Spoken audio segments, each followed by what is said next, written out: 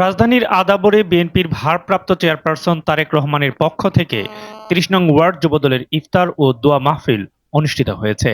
আদাবর থানার ৩০ নং ওয়ার্ড যুবদলের সাবেক যুগ্ম আহ্বায়ক রাকিব হোসেন বিশালের সৌজন্যে গরিব অসহায় দুস্থদের মাঝে এ ইফতার বিতরণ করা হয়।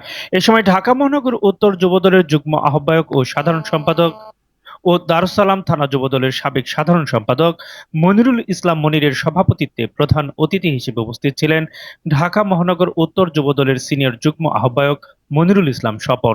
অনুষ্ঠানে প্রায় ৫০০ প্যাকেটজাত ইফতার বিতরণ করা হয়। পরে খালেদা জিয়া ও বিএনপির ভারপ্রাপ্ত চেয়ারপারসন তারেক রহমানের জন্য বিশেষ মোনাজাত করা হয়। এ সময় আদাবর থানা বিএনপির যুগ্ম আহ্বায়ক মনোয়ার হাসান জীবন, দারুসালাম থানা যুবদলের সাবেক সিনিয়র সহসভাপতি জিয়াউর রহমান জিয়া সহ অন্যান্য নেতাকর্মীরা উপস্থিত ছিলেন।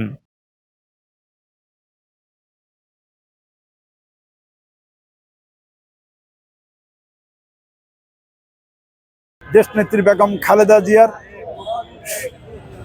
খালেদা জিয়ার দীর্ঘায়ু ও সুস্থতা কামনার জন্য আজকের ইফতার বিতরণ করতেছি এবং এই দেশের মানুষের ভোটের অধিকার ফিরে পাওয়ার জন্য বিএনপির ভারপ্রাপ্ত চেয়ারম্যান জনাব তারেক রহমান কাজ করতেছে। ইনশাআল্লাহ আমরা সকলেই বিএনপির ভারপ্রাপ্ত চেয়ারম্যান জনাব তারেক রহমানের নেতৃত্বে আগামী দিনে আমরা সকলে ঐক্যবদ্ধ থাকব।